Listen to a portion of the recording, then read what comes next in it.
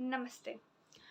तो आपने मूवीज़ में, सीरीज़ में या फिर कभी सीरियल्स में या फिर कोर्ट रूम्स में ये तो सुना ही होगा कि जजेस फाइनल ऑर्डर सुनाते टाइम बोलते हैं आपको आईपीसी की धारा के तहत, सीआरपीसी की धारा के तहत ये दंड दिया जाता है या फिर इतने साल की जेल होती है या फिर पेनल्टी भरनी पड़ती है, समथिंग लाइक दैट।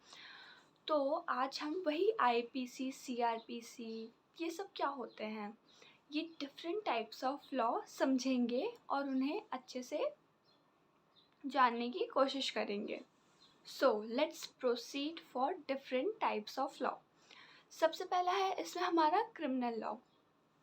अब क्रिमिनल लॉ में क्या आता है?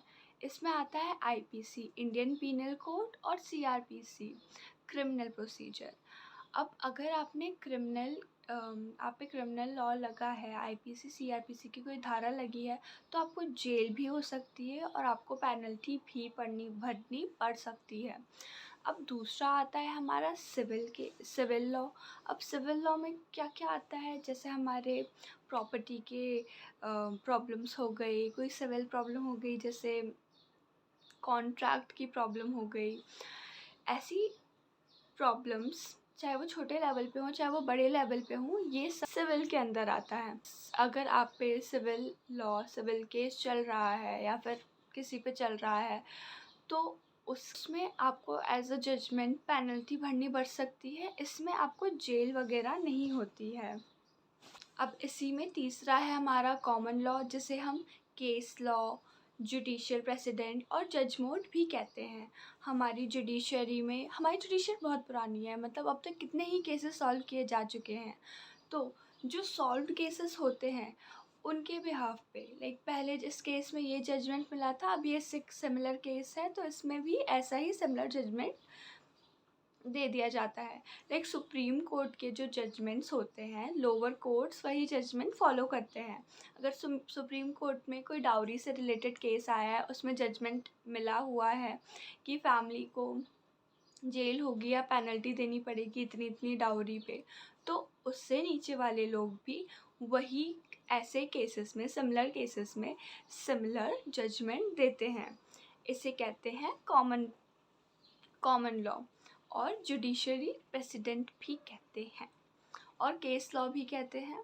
अब इसके आगे हम बढ़ते हैं, चौथा स्टैट्यूटरी लॉ।